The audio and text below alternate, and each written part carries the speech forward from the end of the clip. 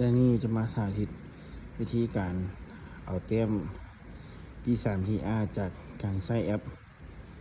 Vivo เนาะเริ่มทำอิทแมนกับโทรศัพท์ทั่วไปเนาะอันนี้เป็น Vivo Android something อยู่นี่มันแอป Vivo เข้ามาเนาะจะมีD apps หลายอย่างมี Bubble เนาะเวลาเขาเติมน้ำใส่กระตุกรีไซเคิลได้ก็สามารถได้แต้มตัวนี้ก็เป็นแอปมิวเวลาเขากินข้าวใส่เห็นถ้วยที่ว่าโบเมนถ้วยยางก็ได้แล้วก็นี้มัน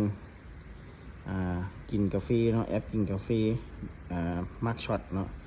อันนี้ก็เป็นแอปเดินทางกับมันจะเป็นแอปที่ว่าให้เราได้ใช้ชีวิตประจำวันแบบยืนยงเนาะตัวสุดท้ายจะแนะนำว่านี่มันแอปตัวทางขวาสุดตัวนี้เนาะเป็นรูปตากเครื่องนี่เนาะซื้อแอปมันแห้งดรายเข้าไปแห้งดรายหน้าตาก็จะเป็นประมาณนี้นะซึ่งว่าแอปแห้งดรายนี่ก็จะบริยากอย่างไรเนาะกับมีแต่เข้าไปเลย go to dashboard เลยง่ายๆเนาะมันก็จะบอกว่าให้เจ้าถ่ายรูปมาเบิ่งดูใส่เจ้าได้ตากเครื่องโดยบ่แม่นอบแห้งเนาะซึ่งว่าลักๆมันอยู่ต่างประเทศเนาะเขาจะมีจากซักผ้าอบแห้งหมายความว่าซักแล้วปั่นแล้วก็มีอบแห้งใส่ความร้อนใส่ไฟหลายเนาะในการอบผ้าหันซึ่งว่าบ้านเฮานี่โดยทั่วไปเขาก็ซักเครื่องเขาก็ตากแดดอยู่แล้วเนาะเพราะบ้านเฮามันจะมีแดดประจำมีแดดมีลมเนาะเลยแต่ว่าอยู่ต่างประเทศโดยเฉพาะประเทศหนาวเขาจะบ่มีแดดบ่มีลมหลายเนาะในแต่ละมื้อโดยเฉพาะฤดูหนาวเขาก็เลยใช้จักรซักผ้าในการอบแห้งแล้วมันเปลืองไฟหลายฉะนั้นแอปนี้จึงเป็นแนวความคิดว่าให้ลดพรการอบแห้งโดยการตากเนาะซึ่งว่าในที่นี้เนาะข้าพเจ้าได้เฮ็ดไปสองใน4แล้วมันในอาทิตย์หนึ่งเนาะมันจะให้ซัมมิตได้4 ครั้งเนาะวิธีซัมมิตก็คือเข้ามาแบบข้าพเจ้าเข้ามาก่อนหน้านี้เนาะแล้วมันมีเช็คโฟโต้นี่กับบีบเข้าไปไม่จะขึ้นกล้องไม่เขาเลยในที่นี้เขาจะถ่ายเลยเนาะรูปเครื่องที่ว่าเขาได้ซักแล้วมาตากแบบพึ่งล้มเนาะหรือว่าตากแดดหันทายตับเข้าไปเนาะระบบ AI มันก็จะช่วยประเมินให้เราว่าถูกต้องบ่อนี้เนาะตัวนี้มันก็ว่าอยู่แห้งช่วยเดมอนโมเมนต์ is looking great เนาะโอ้คักหลาย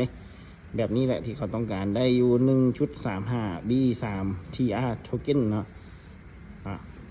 อันนี้ว่าสำเร็จละเขาแปลว่าได้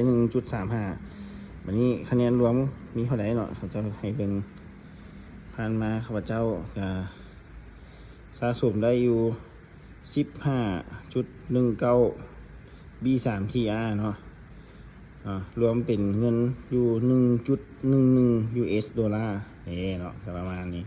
แต่ถามว่าได้หลายแฮงบ่กับบ่ได้เนาะแต่ว่าเขากระสะสมตัว B3TR นี้แล้วเขาก็ยังสามารถคอนเวิร์ตเป็นเหรียญอื่นๆเนาะแล้วสำคัญเนาะพลังของต้นทบดอกก็คือเราได้เหรียญแล้วเนาะเราสามารถคอนเวิร์ตเป็นอันอื่นเนาะตัวอย่างว่า VEX เนาะ VET หรือว่า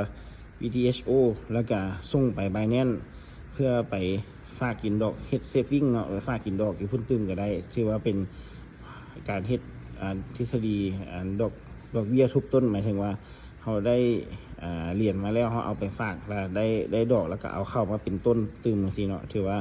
ทฤษฎีก้อนหิมะเนาะเวลาก้อนหิมะมันเริ่มจากก้อนน้อยๆมันลิ่งไปเป็นก้อนใหญ่ทับกันหนาขึ้นไปตึมเนาะเป็นประมาณนั้นเลยอันนี้ก็สิมาเว้าสู่ฟังกันใส่แอปวีเวิร์นนี้ในการหาเหรียญ